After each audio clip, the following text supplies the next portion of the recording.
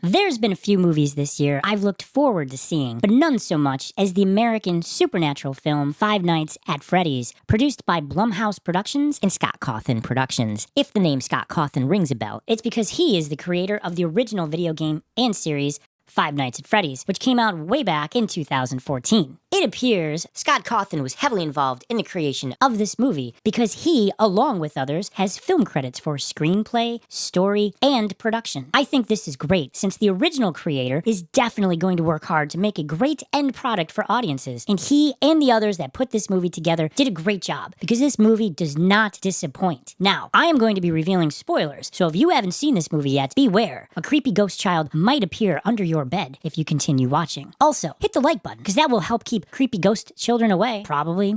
Maybe. Anyway, let's go. This movie begins with a frightened security guard attempting to escape from a barricaded room. Something is at the door trying to break in, and the security guard, he finds a way out, but in a cramped, spider-webbed air duct. We can only assume this is Freddy Fazbear's Pizzeria, and this guard is running from the, residence? The opening scene isn't exceptionally groundbreaking for a horror movie. It's a bit cliche, but there's a good shock at the end. This can't be too intense. It is a PG-13 movie after all, but even so, there is some gruesomeness here that made me grip my seat and really hope for the security guard's release. But let's just say, things don't work out quite so well for him, and this sets the tone of the movie. Security guards don't last long at Freddy's. Next, we meet our protagonist, Mike, who we learn has failed at a lot of jobs, mostly as a, you might have guessed, security guard. Through flashbacks and lucid dream sequences, we learned that when Mike was 12, his younger brother was abducted, somewhat right in front of Mike's face, and the little guy was never heard from again. This event has haunted Mike ever since. He's older now, trying to hold down a steady job. His parents are gone. They don't say why, but he has a younger sister, Abby, who Mike is solely responsible for. These two don't appear to have the greatest relationship, as Abby doesn't talk much and spends most of her time drawing. Money is tight, and Mike appears worn out from working cruddy jobs for low pay. To top everything off, Mike and Abby's aunt is trying to take legal custody of Abby and claims Mike is a loser who cannot take care of himself, let alone a child. She comes off as disingenuous and appears to only want Abby for a financial benefit it would bring her. When Mike loses his latest job as a mall security guard, events are set in motion. Mike's career counselor, played by Matthew Lillard, froths at the jobs Mike has managed to burn through, but offers him one last chance, one last job he can take to earn money so he can pay his bills that are stacking up, and Mike agrees to it. Enter Freddy Fazbear's Pizzeria. Mike is the new security guard working nights,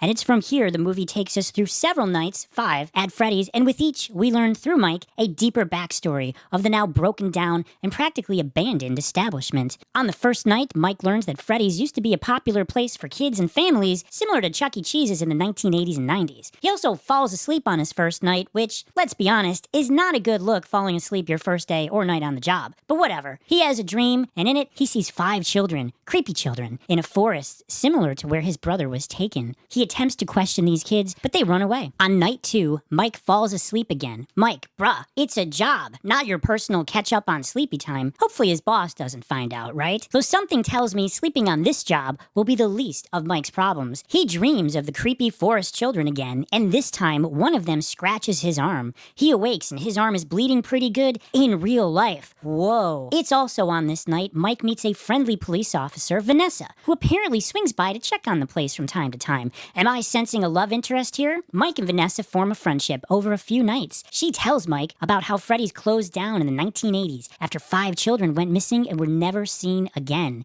That hits home, eh? Vanessa also introduces Mike to the animatronic residents, the stars of the place, Freddy Fazbear, Bonnie, Chica, Foxy, and Mr. Cupcake, who are stationary, unmoving for now. Between nights 2 and 3, Mike and Abby's degenerate aunt hires some thugs to vandalize Mike's place of work during the daylight hours to make Mike look bad. And there is a plot twist here, because Mike's trusted babysitter for Abby is in cahoots with the aunt. Babysitter girl actually rides along with the thugs. When the thugs enter Freddy's but don't return, the babysitter also goes in to investigate. The thugs and her are brutally murdered by the come-to-life animatronics. The horror. On the third night at Freddy's, there's no sign anywhere of the vandals or babysitter. And because the sitter didn't show up and didn't call, probably because she's dead, Mike has no choice but to bring Abby with him to Freddy's during his shift. While Mike falls asleep again, seriously dude, this is 3 for 3. Abby leaves the office and Mike wakes up in horror to his sister being gone. But he finds her, and she is surrounded by the now come-to-life, creepy as heck animatronic characters. Are they doing to Abby what they did to the others? No, actually. They are friendly.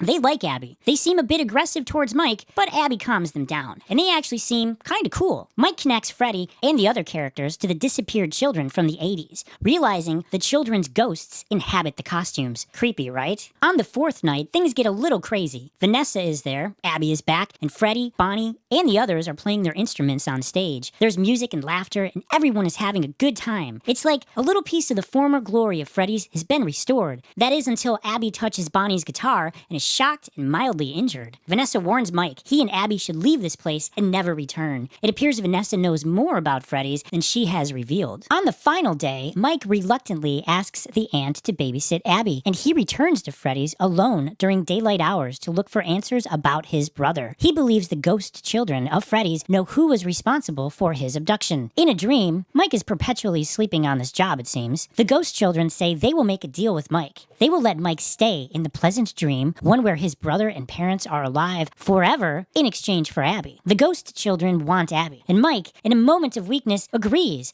but then quickly comes to his senses and says no. This is when things hit the fan. The ghost children are angry, and they attack Mike in the dream. Night falls. It's the 5th night. Abby is kidnapped at her house by a yellow, damaged Freddy, who kills the aunt off-screen. Abby doesn't know this, though. She still thinks Freddy and his friends are friendly. Mike wakes up to find himself strapped to the torture chair from the opening scene, but he manages to escape. Soon enough, though, he is injured by Foxy. Vanessa shows up and treats Mike's wounds and explains that she is the daughter of a prominent serial killer, William Afton, who was responsible for the children's disappearances in the 80s. She reveals that the reason why the kids were never found, it's not just their souls trapped in the animatronic suits, it's also their bodies. Terrifying. It doesn't make a whole lot of sense, though, because they probably would have been found right away because of the smell, but still, this revelation gave me a shiver. Chica attempts to force Abby into an animatronic suit, and these things are brutal. There are springs and metal ribs that will crush bones and easily kill. Mike rescues Abby. There are some chase scenes,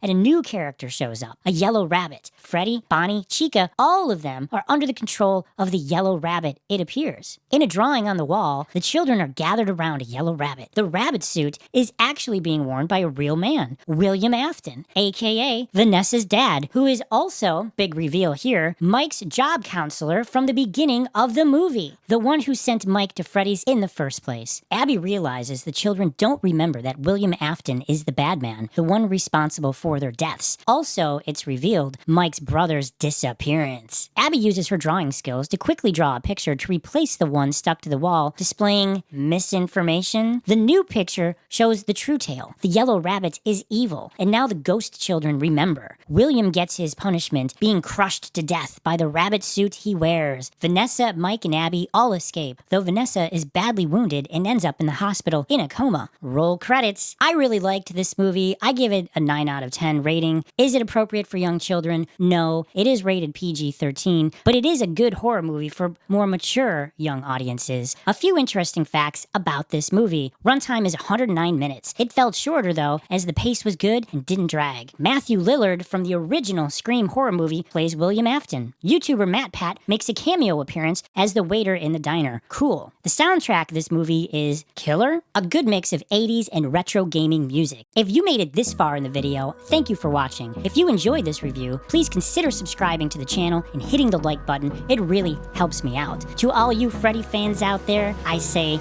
later! Hold me close till I get up. Time is barely on our side. I don't wanna waste what's left. The storms we chase are leading us, and love